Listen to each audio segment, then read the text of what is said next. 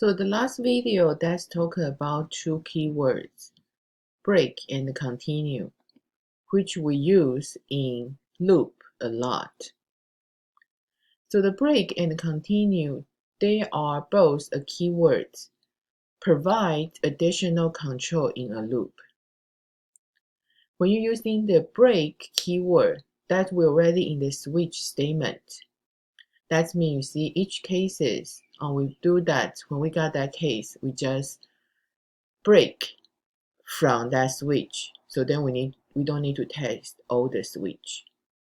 So that's why you also can use the break in a loop.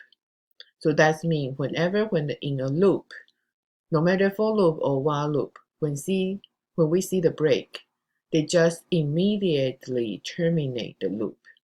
So the loop actually finish. So break actually totally terminate the loop. But continue, they have a little different. Like earlier we said, you have a loop. So each time you run is a one iteration. So whenever you see a continue in a loop, they actually skip the statement, jump to the end of loop.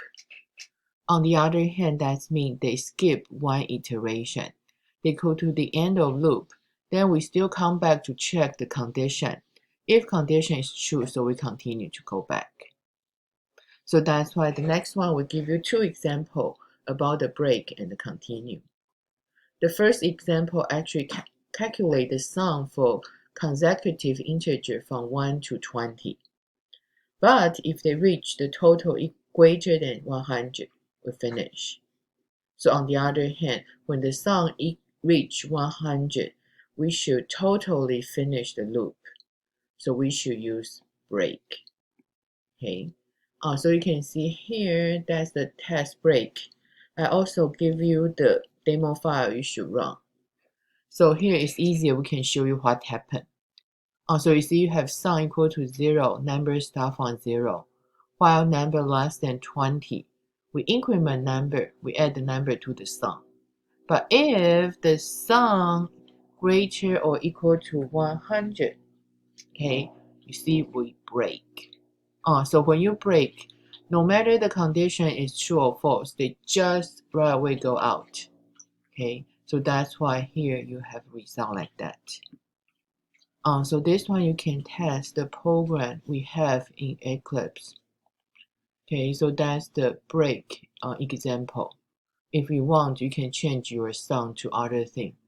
For example, we change to 150, then you see your result. Okay, so now let me change to 150. Okay, so then you can check your result. Okay, so my result, I need to click close this one. Okay, so my result actually, if 150, we stop at 17 because the total is 153. Okay, so that's break. So that's break. How about continue? Break, you just break out your loop, right? Go to the end. But continue a little different. We just skipped iteration. So that's next example. We just say here, we still do the while loop, start from 1 to 20. So then, but we skip to calculate 10 and 11 in our sum. So that's why you see, you just want to skip one iteration. So that's why we use continue. So that's why you see here, you still have sum equal to 0, number equal to 0, while the number less than 20. So you see that's between 1 to 19. So we increment the number, we add the number. But here you see, if the number equal to 10 or 11, I don't want to add. So you need to make sure sometime before you leave to the to skip the iteration, right? You need to make sure your continued should be before what you need to do. Okay, so if number equal to 10 or 11, so you continue. Actually, this continue is not go to the outside the while loop. It just go to at the end of your loop body. So that's why actually, if you are 10 or 11, you come here, right? You still need to go back to your while loop to see the condition is true or false. If the true, you still need to get it in. Okay, so that's the continue example. Of course, this continue example we have in the demo file. So that's why you can try your continue. So here, if you are 10 or 11, you see they will display the number. See they reach 20. You see they finish the loop. So the total is 210. But then if you can try, maybe we just say we skip 9, 14, and 15. Okay, so you will see some will be different. Okay, so you see they still finish the loop because when you finish the loop, number reach 20. Okay, but actually the sum will be different. Oh, sorry, this actual our code is wrong. You see this one, be careful. That's why the sum is wrong. Your sum should be after your continue. Yeah, this part is wrong. Very good that I wrong to show you guys. Otherwise, you will have the wrong code.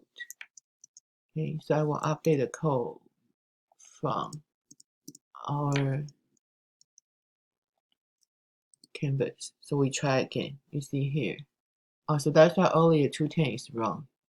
Okay, so if you skip 14 and 15, they are total is 181. But in our example from the handout, it's 10 and 11, right? So we try again. So if they are 10 and 11, okay, so you still finish your loop, okay, but one thing is you see the sum become 198. Okay, so that's our example.